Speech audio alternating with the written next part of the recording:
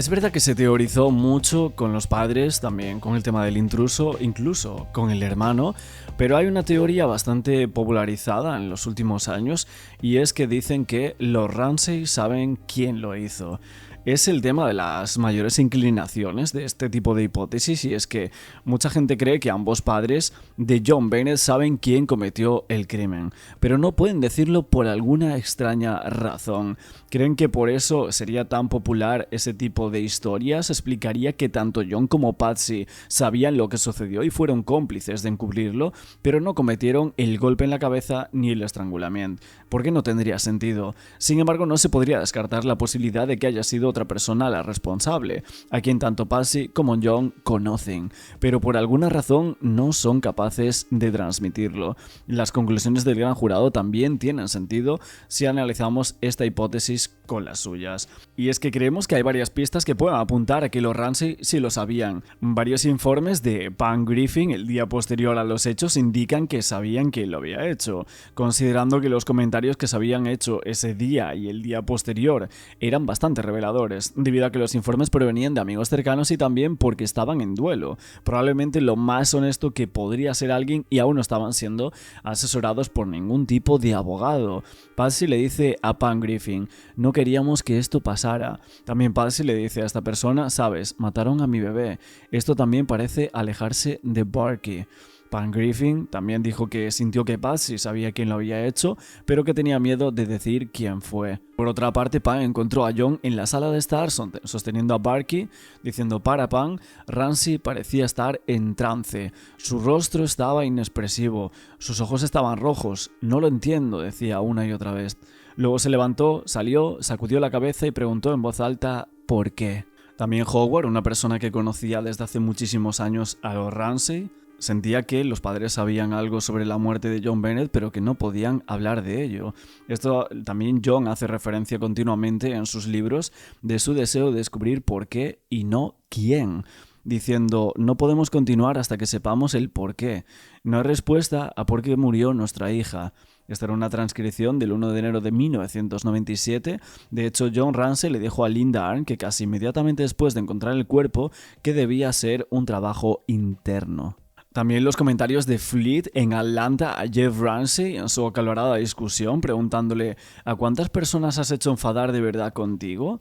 ¿10 o 12 tal vez? No lo creo, había dicho, tratando de mantener aquella calma, pero Fleet seguía presionando y decía: ¿a cuántas personas has hecho enfadar lo suficiente como para querer acabar contigo o un miembro de tu familia?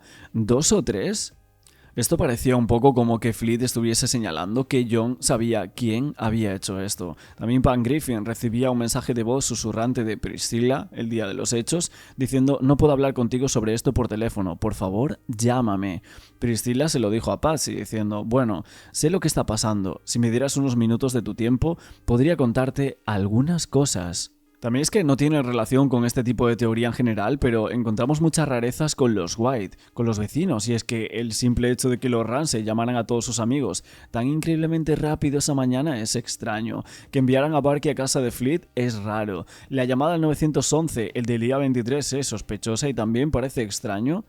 La llamada al 911 también parece raro que Fleet llamara a la policía cuando pensó que su propia hija estaba desaparecida. ¿Podría ser coincidencia? Y vamos ahora también con una historia un poco extraña, y es el tema de las muñecas. Una muñeca de Barbie que tenía en la casa de los Ramsey, que normalmente era vestida de rosa. Lo que pasa es que hay un vídeo de la Navidad de 1994 en el cual, John Bennett tenía casi 4 años y medio. Parece que ella y la muñeca son aproximadamente del mismo tamaño. Algunos teorizaban que la muñeca llevaba el camisón rosa Barbie porque parecía demasiado pequeño para John Bennett, y de hecho John medía como 47 pulgadas en la Navidad del 1997, y muchos se preguntaban si en estas Navidades y este vídeo que sabemos que se había filtrado en YouTube y otros medios de comunicación, si esta muñeca que salía en el vídeo con la niña de 4 años en aquel momento, si era la misma de tamaño natural que fue encontrada desnuda frente a una ventana la noche de los hechos. Y es que sobre esto tenemos una declaración de aquel día, de Woodward, diciendo: el oficial Bass caminaba hacia el este por el pasillo del segundo piso hasta llegar a la sala de juegos de los niños. Notaba que había una muñeca Barbie de tamaño natural parada junto a la ventana del lado norte. La muñeca no estaba vestida.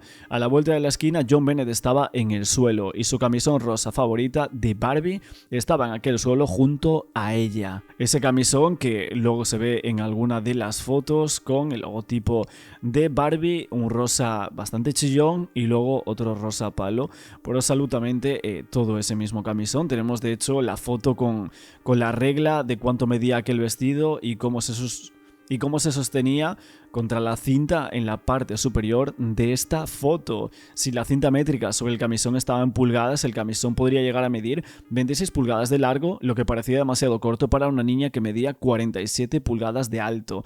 Así que John Bennett tenía 2 años más que cuando recibió por primera vez esa muñeca de tamaño natural para Navidad. Así que ya no tenían el mismo tamaño.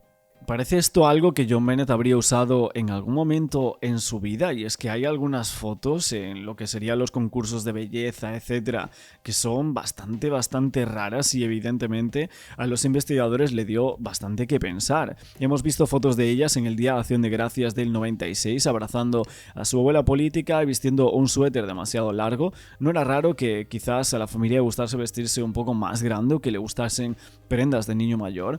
De hecho, se puede creer que en alguna de las entrevistas de John Ramsey le preguntaron sobre la muñeca y dónde la había visto por última vez, y John recordaba que había sido en su dormitorio. La sala de juegos que estaba justo al lado sur de la casa, que no tenía una ventana y que diera al norte. La ventana sobre la cocina del mayordomo estaba en el área del lavadero y el área fuera de los dormitorios de John Bennett Ramsey. Y de hecho, cuando encuentran este camisón rosa de Barbie cerca del cuerpo, también se le hace un interrogatorio en una entrevista policial en junio del 98 a la madre, a Patsy Ramsey. Le preguntan, ¿ese artículo rosa que estaba allí donde se tomaba la foto? Patsy pregunta al investigador, ¿por qué estaba eso ahí? Decía, es su camisón de Barbie. Y evidentemente Tom Honey, que era el investigador, le dice, ¿es de ella o de su muñeca Barbie? ¿Cuándo lo habría usado por última vez? ¿Tú lo sabes? Y Patsy dijo, bueno, no lo usó esa noche porque tenía sus ropa y su pequeña camiseta blanca, y la noche anterior, en la Nochebuena, usaba algo pequeño rosa que estaba debajo de su almohada. Y le pregunta si lo había visto, que eso no lo recordaba, pero ninguna de esas noches usó nada de eso. Le preguntan que cuántos camisones tenía, y Patsy decía que muchos, quizás, unos 10 o algo así. What'd you get, Japanese? Oh. Who's that?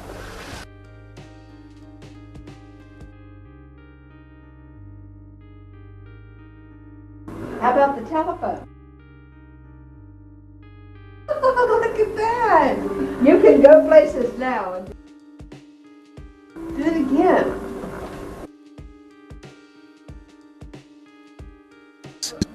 Real lumber? Yeah. Oh, sure is. Well, where? Hello, I'm Patsy Ramsey. Daddy's not here, but this is Jean Benet. She's 4, Burke is 7, and we'd like to welcome you to our home and wish you a very Merry Christmas. Es que muchos nos preguntamos qué sabe Fleet White, y es que hay algunas personas que piensan que no hay nada turbio con respecto a Fleet White, pero sinceramente hay una llamada que él hace antes de que sucedan los hechos. Decían que la llamada había sido al 911 de Fleet White, este amigo con el que después se va Barky Ramsey, que se realiza la noche del 23 de diciembre en la casa de los Ramsey durante su reunión navideña. Una llamada rarísima y que a muchos investigadores los puso en alerta. En este caso, el amigo de los Ramsey dijo que fue una llamada al 911, pero que fue accidental. Pero ¿realmente pensamos o creemos que tal vez presenció algo y trató de intimidar o advertir a los padres de los Ramsey llamando al 911 para que detuvieran lo que estaba sucediendo o disuadiendo eso, por lo cual ahí detuvo la llamada? De hecho, es grave porque algunos investigadores llegaron a pensar que el que hizo aquella llamada no fue Fleet, sino que realmente podría haber sido uno de los niños, o incluso tal vez John Bennett Ramsey.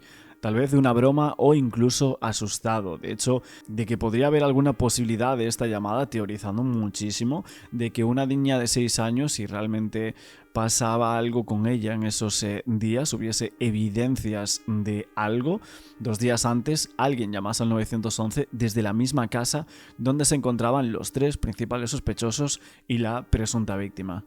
Pero antes de teorizar sobre los Whites, sobre Fleet y etcétera, pero tenemos que hablar de la carta de esta gente que enviaba para los medios de comunicación y me parece que para el Denver Post. Vamos a comentar el siguiente texto completo de la carta escrita por Fleet White y Priscilla White, antiguos amigos de John y Patsy Ramsey, con respecto a la investigación del crimen de John Bennett. Decía: al pueblo de Colorado, el 12 de agosto del 98, el fiscal del distrito de Boulder, Alex Hunter, anunciaba que presentaría el caso de crimen de John Bennett Ramsey ante un gran jurado del Boulder a expensas del estado de Colorado. Después de que John Bennett Ramsey fuera asesinado en Boulder hace casi 20 meses, sus padres, John y Patsy, contrataron inmediatamente a destacados abogados demócratas de la defensa penal del bufete de Haddon.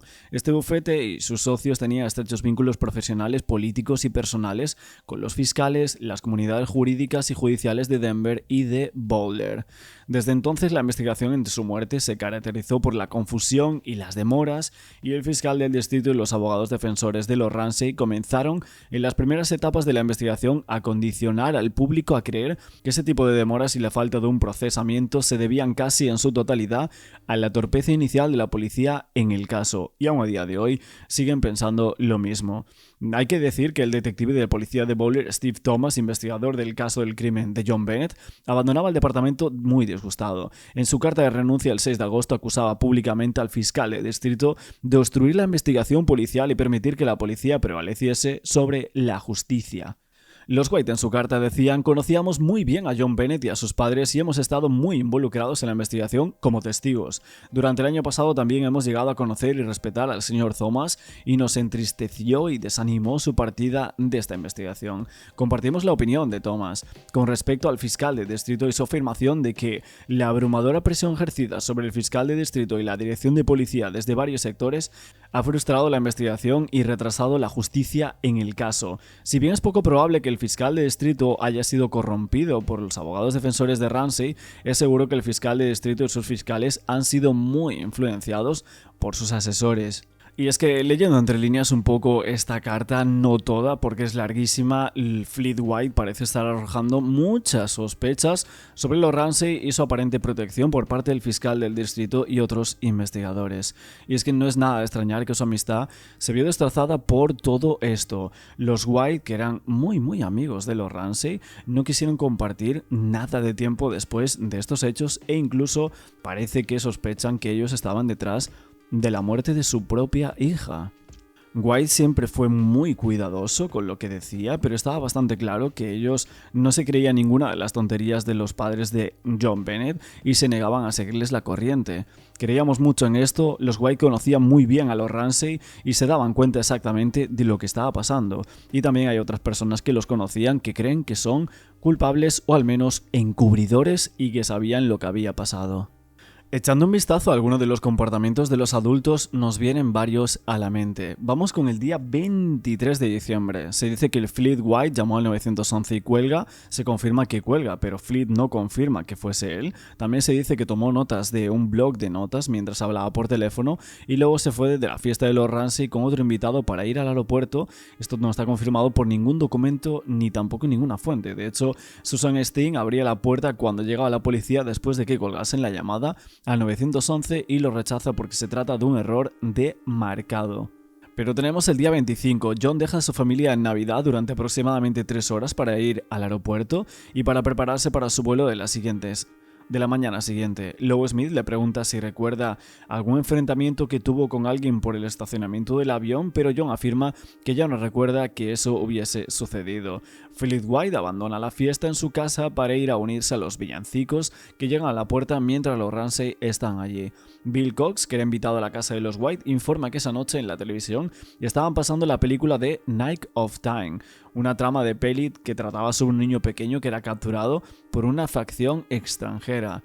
Algo que es increíble porque realmente la misma historia de esa película que estaban viendo allí en la televisión es justamente lo que se relata en la carta que se encuentra horas después Patsy Ramsey y John Ramsey, los padres de John Bennett. Muchos incluso llegaron a pensar que se acordaron de esa película y que evidentemente, después con todas las pruebas que hay de las letras, etc., pues la madre, justamente mientras escribía toda esa nota pidiendo los $118,000, se acordó de la película que estaban viendo. Y es que las historias de los Ramsey sobre lo que sucede entre que se van de fiesta de los White y llegan a casa parece que cambian. Cambian las historias sobre quién entró a la casa de los Steins y cambiaban también las historias sobre si John Bennett estaba despierta o no cuando llegaron a la casa. Día 26, Patsy llama a Fernie a los Stein inmediatamente después de llamar al 911. Los White y John Fernie ya en cuestión de minutos. Y así John Fernie afirma haber leído la nota de rescate a través de una ventana antes de entrar a la casa. Fleet registra la casa, abre la puerta de la bodega, pero dice que no ve nada. Le dice incluso a los investigadores que denunció la desaparición de su propia hija meses antes, y Fleet lleva a Burke a su casa. Se dice que el propio Fleet White tomó abundantes notas durante aquella mañana, decía que estaba con John cuando encontraron el cuerpo y que tocó la cinta que cubría la boca de la niña. John decía que miraba por la ventana con binoculares, pero no se lo dijo a la policía en aquel momento. Se puso a llorar después de encontrar el cuerpo de su hija y se daba vuelta por mirar por el pasillo. De hecho, Pam Griffin recibió un mensaje de voz susurrante de Priscilla White el día de los hechos diciendo: no puedo hablar contigo sobre esto por teléfono, por favor, tienes que llamarme. Hay que decir que John y Patsy estaban en duelo y notablemente seguían diciendo ellos y por qué, pero no quién. John llama al piloto Mike Archuleta y le dice se ha ido, la han matado. De hecho, Patsy le dice a Pam Griffin que han acabado con su bebé y Pam encuentra a John en la sala de estar sosteniendo a Barky. Pam dice, Ramsey parecía estar en trance, su rostro estaba en blanco, sus ojos estaban rojos. Después del día 26, Pam Griffin informó que Fleet White estaba tratando de mantenerla alejada de Patsy y Ramsey. Decía, White estaba en todas las partes, daba órdenes a todo el mundo, le decía a la gente qué hacer y qué no hacer, me daba escalofríos, no quería que estuviera sola con Patsy, no quería que estuviera en el dormitorio con ella, no quería que hablara con ella mientras se quedaba dormida, ni siquiera quería que le ayudara a beber agua para evitar que se deshidratara. Yo estaba tratando de ayudar a mi amiga y no podía entender por qué estaba actuando de esa manera. Alguien finalmente tuvo que decirle que se alejara, así que se fue a caminar y desapareció.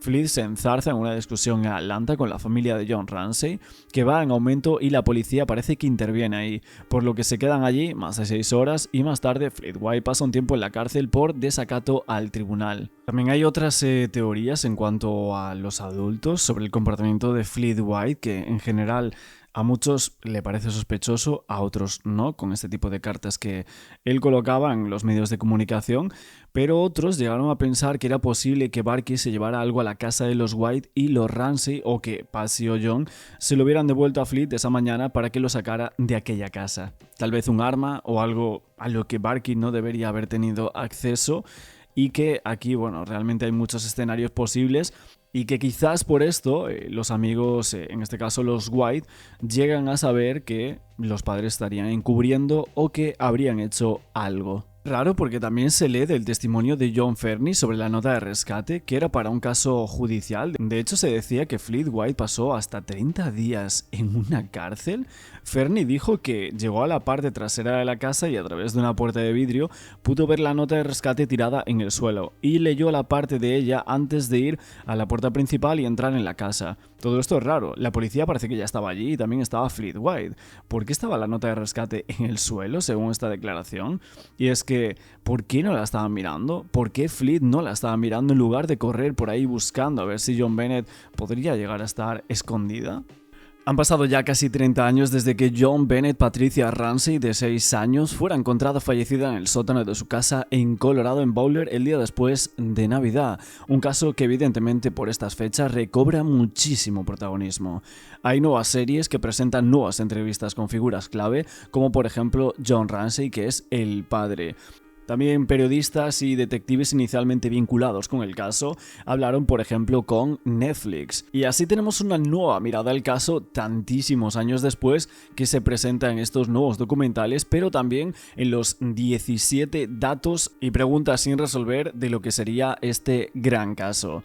En primer lugar, en este documental, Patsy llamó inicialmente a la policía y en la llamada al 911 dice que creyó que su hija había sido secuestrada después de encontrar una nota de rescate en su casa. Esa mañana el detective Bob Wilson, ahora retirado, dijo en el documental que la policía realizó una búsqueda preliminar en la casa, pero no encontró ninguna escena de crimen obvia ni a John Bennett, y así John y Patsy se quedaron en la casa e invitaron a sus amigos.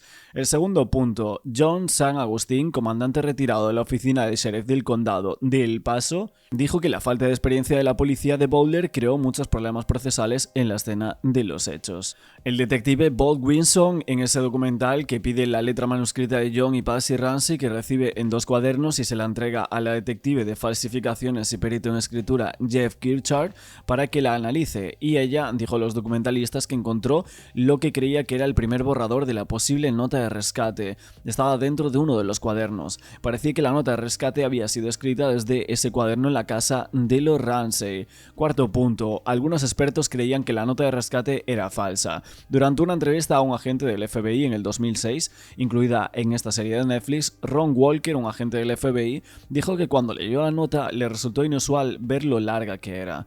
Las típicas notas de rescate son breves y concisas, y también dijo que era extraño que pidieran específicamente $118,000. Quinto punto, según la periodista Carol McKinley, la policía inicialmente creyó que John Bennett había fallecido por estrangulamiento, pero la autopsia determinó que la causa de muerte fue tanto el estrangulamiento como una herida en la cabeza. Un informe que no identificaba qué suceso ocurría primero. Sexto punto, y es que tras la muerte de John Bennett, los Ramsey, o sea, sus padres, no quedaron bien parados ante muchos medios de comunicación. Los periodistas que cubrían el caso así lo hacían. Colocaban titulares como los Ramsey fueron juzgados con muchísima dureza como padres delincuentes, como padres que obligaron a su hija a participar en esos concursos de belleza, y así lo dijeron muchos periodistas de investigación a lo largo de los años. Séptimo punto, el 15 de enero del 97 la Oficina de Investigaciones de Colorado recibía un informe de ADN de muestras tomadas del cuerpo de la niña. La prueba revelaba que había evidencia de ADN extraño en las uñas y la ropa interior de John Bennett, de un hombre no identificado y que coincidía con un miembro de la familia. Si bien este informe se recibía en enero, John Ramsey dijo en el documental que no habían hecho públicos los resultados durante muchos meses. Octavo punto, en el 2001 los Ramsey presentaron una demanda civil contra el exdetective Steve Thomas, que dirigía aquella investigación antes de dimitir en el 98 por supuestamente haber hecho acusaciones en su libro sobre su posible implicación en la muerte de John Bennett, y en una declaración en el año 2001 Thomas dijo que la policía había dado información a los medios de comunicación en un intento de obligar a los Ramsey a hablar. El siguiente punto es que una de las teorías iniciales desarrolladas por el Departamento de Policía de Boulder, que el detective Steve Thomas profundizaba en su libro y también en sus declaraciones, fue que Patsy Ramsey, en un ataque de ira, acabó con su hija, porque había ensuciado la cama y luego montaba la escena para que pareciese un secuestro. En el documental, Wilson dijo: las pruebas no coinciden en absoluto con eso. Sabemos que estaba viva mientras la torturó momentos antes de su fallecimiento. En el punto siguiente sería que durante todo el proceso varios funcionarios hablaron al respecto. De hecho, el comandante retirado John San Agustín dijo que en ese momento había una falta de respeto del departamento de la policía de Boulder ante la oficina del fiscal del distrito de Boulder. El fiscal dijo que Alex Hunter había comentado diferentes teorías entre los dos departamentos. Algunos policías de Boulder pensaron que sabían quién lo hizo, y algunos de los colegas estaban convencidos de que un intruso lo hizo para que se separaran. En una conversación grabada de esas entrevistas en el año 2004. También de Netflix se rescata que en las entrevistas que aparecen en el documental, Lowe Smith dijo que creía que una pistola eléctrica había causado marcas en la cara y en la espalda de John Bennett. Según John San Agustín, esta teoría fue descartada por otros investigadores que atribuían las marcas a que ella estaba acostada sobre un objeto. Smith también destacaba otras pruebas que lo llevaban a sospechar que un intruso era responsable de aquel ataque. Así se desmarca Netflix de la teoría un poco de los padres también. De hecho, hay que decir que En el siguiente punto tenemos que comentar que hubo otros casos en Boulder en los que los sospechosos entraron en casas e intentaron o consumaron agresiones sex, tanto antes como después del caso, según el detective Bob Wilson, y que eso podría llegar a estar involucrado, y que eso podría ser una marca de referencia con el caso de la niña, que ocurría en septiembre de 1997, apenas unos meses después de la muerte de John Bennett Ramsey.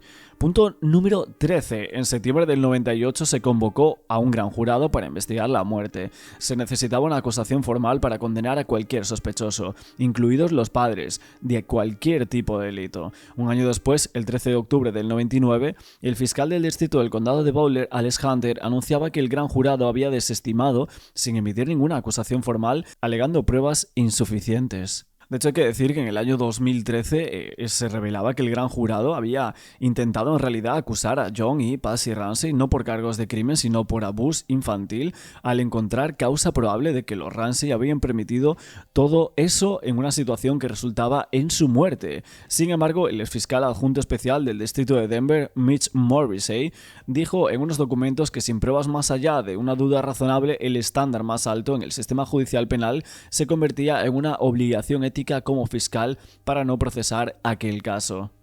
Nos quedan algunos detalles más también de la serie de Netflix. El punto 14 es que varios hombres fueron investigados por la muerte de John Bennett. Una pista fue que el fotógrafo del concurso de belleza de la niña, Randy Simmons, que había vendido sus fotos a una agencia que les había permitido aparecer en los tabloides. En el 2019 Simmons fue condenado por cargos relacionados con imágenes de abuso infantil. Sin embargo, según la escritora de investigaciones Joyce Singular, su ADN no se había encontrado en la escena de los hechos. También, en el año 2002, Michael Tracy, profesor emérito de comunicación de masas de la Universidad de Colorado, dijo en un documental que se había involucrado en el caso desde el principio debido a la forma en la que se habían descrito en los medios. Fue contactado por un hombre con un seudónimo llamado Daxis que afirmaba haber acabado con la niña a través de llamadas telefónicas grabadas. Tracy explicaba en el documental cómo Daxis había entrado en detalles gráficos sobre cómo atacó y mató a John Bennett Ramsey. Penúltimo punto, y es que algunos investigadores y periodistas creían que podría haber un problema con el ADN debido a la contaminación de la escena de los hechos, lo que indicaba que no se debía descartar a ningún sospechoso por el momento. En el documental se decía, el ADN en este caso ha sido problemático desde un inicio. Me han dicho muchos expertos y esto se debe a la contaminación de la escena. Y uno de los últimos puntos que se comenta en lo que serían muchos de los artículos hablando de este documental de Netflix es que en el año 2022, John Ramsey, el padre de John Bennett, solicitaba al gobernador de Colorado, Jared Polis, que transfiriera las pruebas de ADN del caso del Departamento de Policía de Boulder a una agencia de investigación independiente. En el documental él afirma que se enviaron 5 o 6 elementos al laboratorio, pero que nunca se tomaron muestras de ADN. Decía, queremos que los elementos que se han muestreado y analizado se vuelvan a analizar y luego usemos la base de datos de genealogía pública para buscar no solo una coincidencia, sino un pariente similar. De hecho, hace poco, en el 2024, antes del estreno del documental, el Departamento de Policía publicaba su actualización anual sobre el caso, diciendo que iban a hacer todo lo posible para llevar justicia al caso de John Bennett y responsabilizar a quien acabó con su vida. Los medios de comunicación también fueron rápidos en culparlos y catalogarlos de abusadores y explotadores de su hija. Al final, nunca hubo un juicio contra ellos porque no se encontraron las suficientes pruebas. Patricia Ramsey murió de cáncer en el 2006. Su marido y su hijo Burke intentaron llevar una vida discreta y por separado fuera de Colorado. Recientemente, 20 años después, la cadena CBS retomó el caso y en un polémico especial televisivo señaló al hermano mayor de la víctima, Burke Ramsey, quien en ese entonces tenía 9 años, como el autor de la muerte propiciado por un brusco juego o pelea de hermanos. Burke Ramsey demandó en el 2016 por $750 millones a la cadena de televisión por ello.